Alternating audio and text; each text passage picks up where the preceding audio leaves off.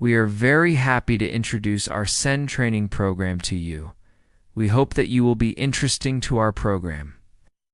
Please attend our lecture as following.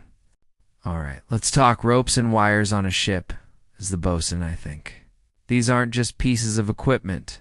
They're the lifelines of the vessel, crucial for keeping us secure and getting the job done safely. My understanding comes from years of hands-on experience with their application, construction, maintenance, and most importantly, the hazards they present.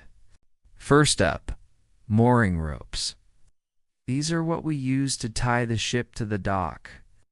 On modern ships, they're typically made of synthetic materials like nylon, polypropylene, or polyester.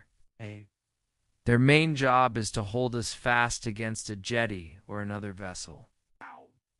The key property here is elasticity, especially with nylon. It can stretch, which is great for absorbing the shock from waves and wind. It's preventing sudden, harsh jerks on the ship's fittings. However, this stretch is also its biggest danger. If a synthetic rope breaks under heavy tension, it doesn't just fall. It snaps back with incredible lethal force. This is called a snapback, and the area where it can happen is known as the snapback zone. My number one rule is to stay out of that zone. Maintenance for these ropes involves protecting them from sharp edges, checking daily for signs of wear and sun damage, and flipping them end for end to make sure they wear out evenly. Now, let's switch to wire ropes. These are heavy-duty steel cables. On a bulk carrier like ours, you'll see them mainly on the cranes for lifting cargo, but sometimes they're used for mooring in specific situations. Unlike synthetic ropes, wires have very high tensile strength but almost no stretch.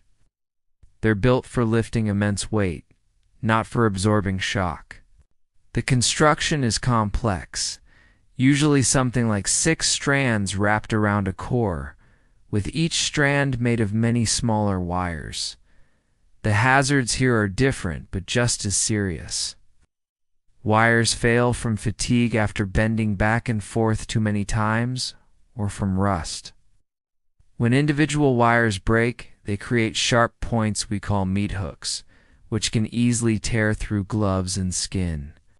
So, maintenance is all about lubrication. Keep them well greased to prevent rust and friction between the strands. Regular inspection is critical. We look for broken wires, kinks, or any signs of distortion. For both types, my responsibilities as bosun are always check for safety. It starts with daily visual and hands-on inspections, feeling for any signs of trouble.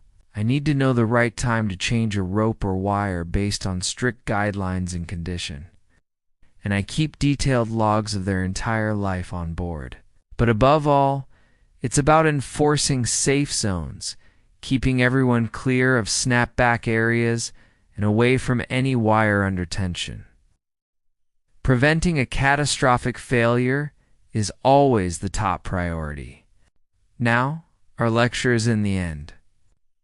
Thank you very much for your interest in our program, and see you on the next video.